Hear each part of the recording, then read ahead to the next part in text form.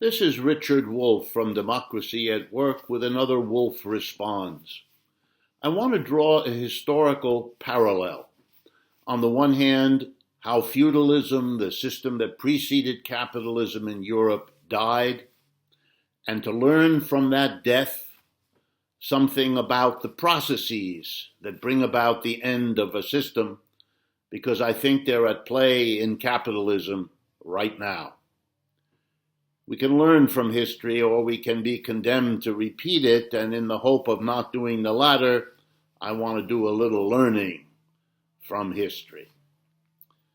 Feudalism began as a highly decentralized system.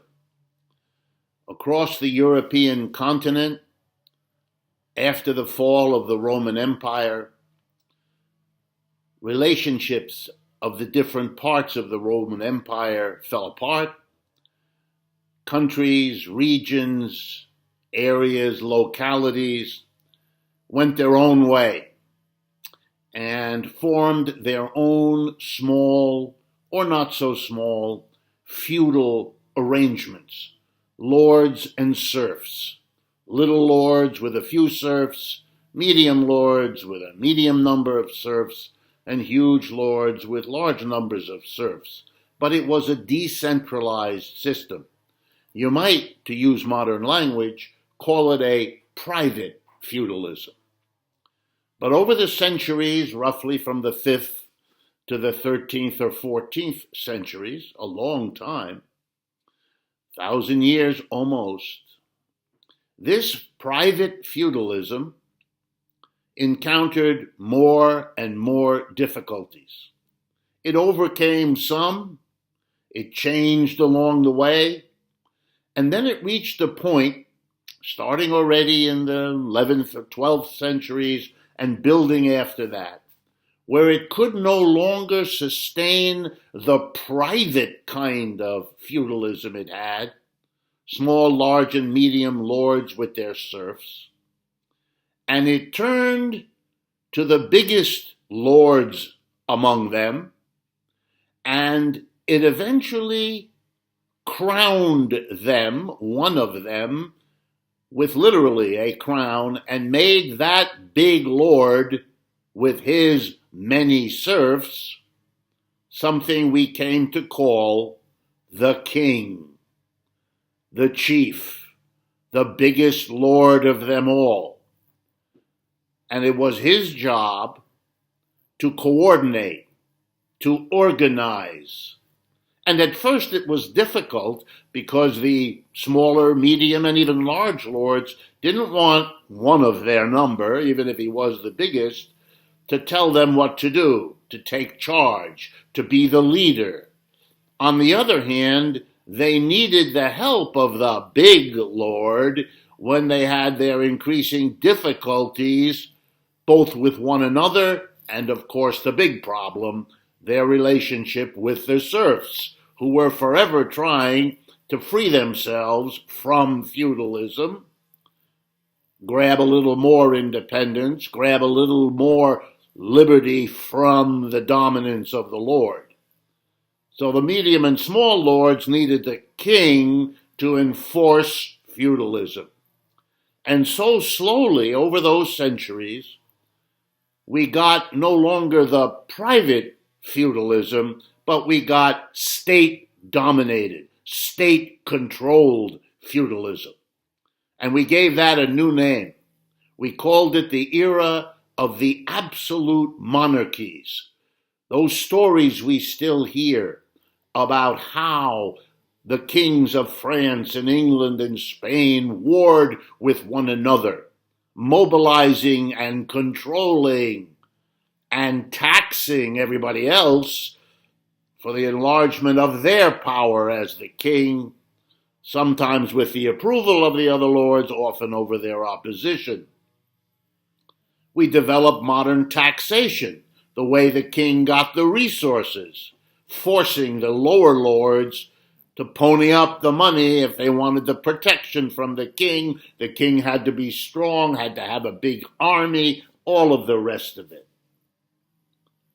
State feudalism, monarchy, became the way feudalism survived.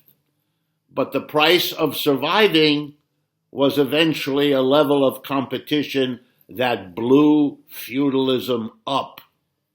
Those big, powerful, absolute monarchies, the Elizabeths in England, the Catherine the Greats in Russia, and so on, and everyone in between. They put such taxes on their people, they bankrupt their system.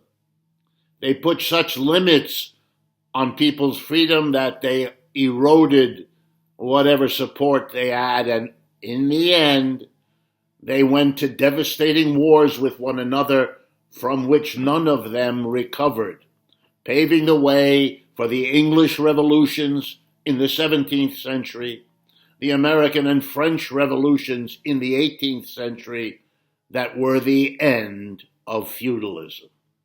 Why do I tell you this? Because the parallel is with capitalism.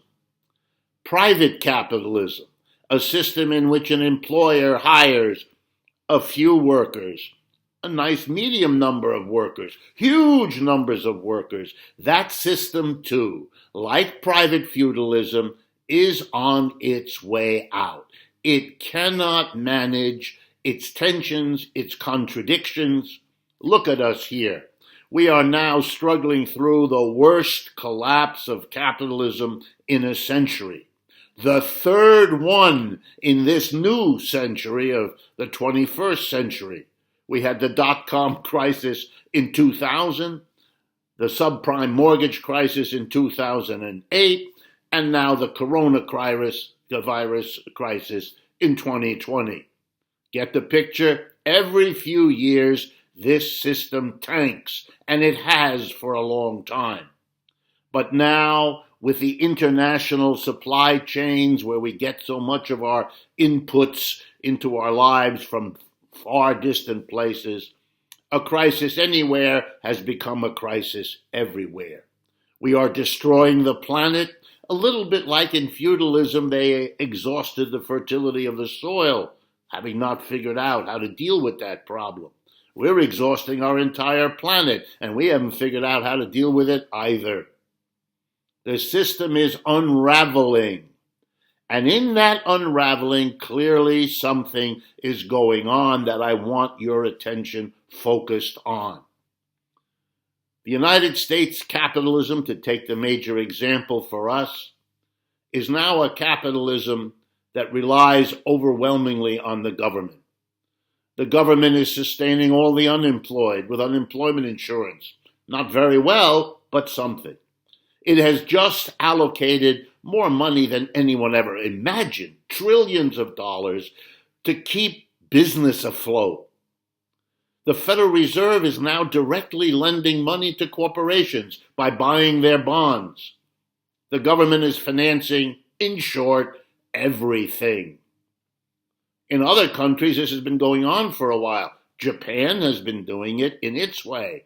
People's Republic of China has been doing it in its way, often with this financial arm being given.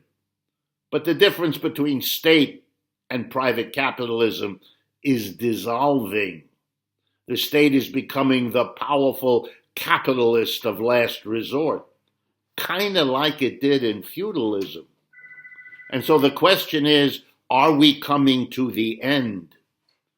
And I think the reversion to a powerful state to keep capitalism going is also a sign of history repeating itself with capitalism, and thereby suggesting that, like every other system, capitalism was born, capitalism evolved over time, and capitalism's next stage is that increasing reliance on a powerful state. Unfortunately, with a number of powerful states, China, US, Japan, Europe, just like those absolute monarchies at the end of feudalism. It's a very dangerous parallel, but it's one we ought to think about if there's to be any chance to avoid the disasters that may otherwise unfold.